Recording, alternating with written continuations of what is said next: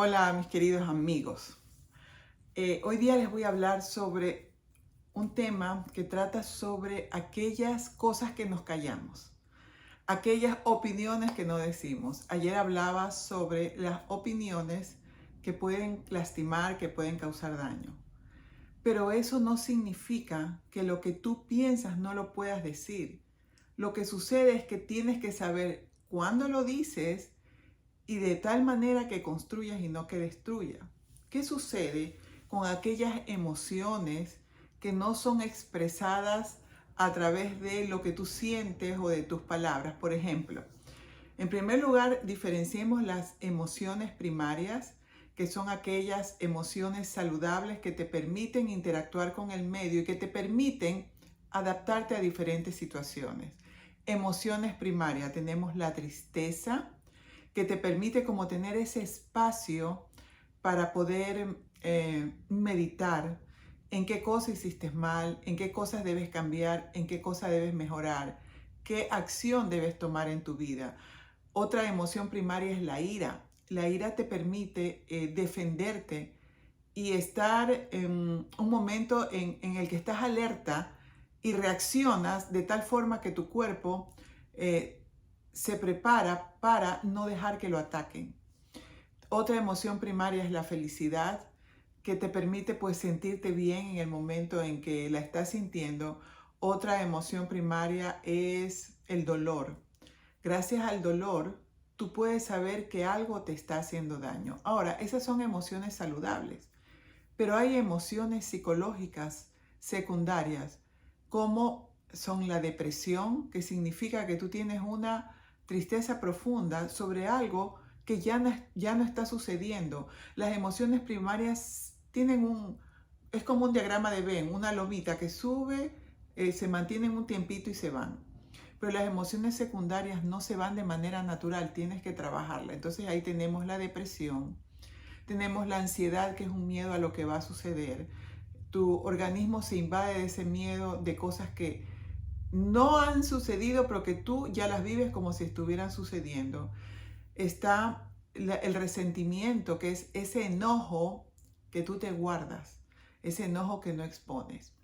Y está los apegos, que es querer siempre estar al lado de las personas o tener cosas que ya cumplieron su función o ya no tienen que estar en tu vida y eso te causa un terrible sufrimiento. Pues bien, ¿qué sucede cuando tú experimentas emociones y no las hablas y no las dices?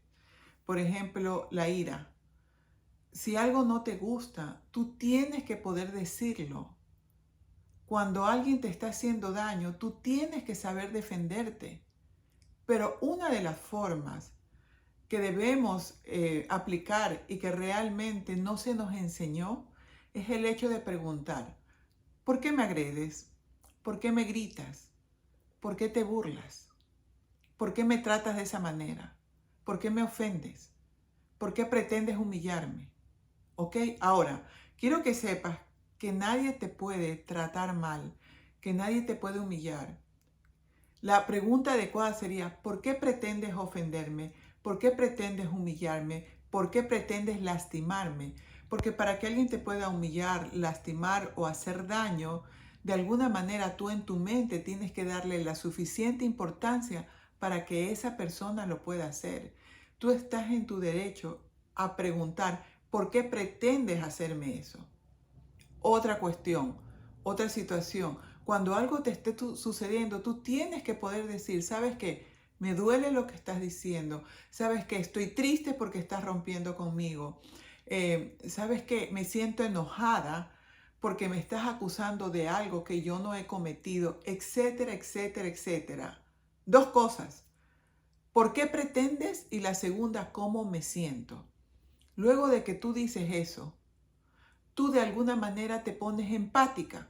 Entonces, comprendo que estás en un mal día, comprendo que esa es la educación que tú recibiste de tus padres, comprendo que esa es tu manera de relacionarte con las otras personas, comprendo que ese es tu mecanismo de defensa, comprendo que esa es tu forma de ser, pero ojo, que tú seas empático y que tú comprendas esa forma de ser no significa que tú permitas que lo sigan haciendo. Por eso, después de eso, viene la condición, pero a menos que pares, pero a menos que tomes conciencia que a mí no me puedes tratar así, pero a menos que antes de hablarlo pienses mucho, etcétera, etcétera, luego viene una consecuencia. Y la consecuencia no es negociable, es cumplible. No te vuelvo a hablar, no quiero tenerte en mi vida, no quiero seguir tratando contigo, no quiero relacionarme contigo. Y saben que eso aplica para todo. Y como últimamente hemos estado hablando de las relaciones entre los suegros y las nueras y los yernos, yo les digo una cosa. Suegras tienen que respetar las parejas de sus hijos y a sus hijos. Pero hijos, nueras y yernos, ustedes le deben profundo respeto a sus suegros, porque son padres y porque Dios dice la honra para los padres. Pero eso no significa que tú te quedes ahí para que te insulte, para que te maltraten. En otras palabras, ni los suegros tienen por qué maltratar a sus hijos políticos ni a sus hijos, ni los hijos políticos ni los hijos a sus padres o a sus suegros. Y no tolerarlo no es que tú te pelees, sencillamente tú dices, vamos a suponer un ejemplo, vamos a suponer que, vamos con las mujeres, tu suegra te dijera, ¿sabes qué? ¿En qué momento mi hijo se vino a fijar en una mujer como tú? Y tú le digas, bueno, suegra, eh, yo sé que estás pretendiendo que yo me sienta mal. ¿Por qué pretendes que yo me sienta mal? Ella te va a contestar cualquier cosa y tú le vas a decir, ¿sabes qué? Me siento terrible de que tú me trates de esa manera. Pero tu hijo ve atributos en mí que tú no ves. Por lo tanto, yo no te voy a obligar a que tú tengas que tratar conmigo. Te das media vuelta y te vas.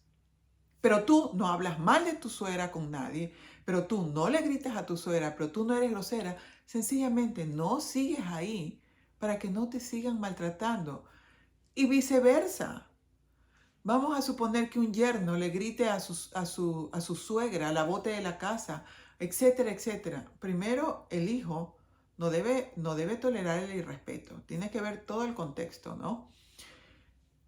Como suegra yo le diría, ¿por qué pretendes tratarme de una manera tan terrible? ¿Por qué pretendes humillarme? ¿Por qué pretendes irrespetarme?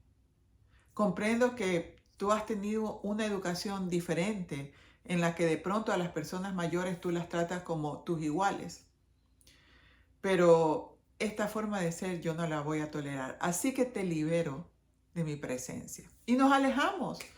Y por favor, yo no estoy promoviendo que la familia se desintegre. Yo no estoy promoviendo que las relaciones se rompan.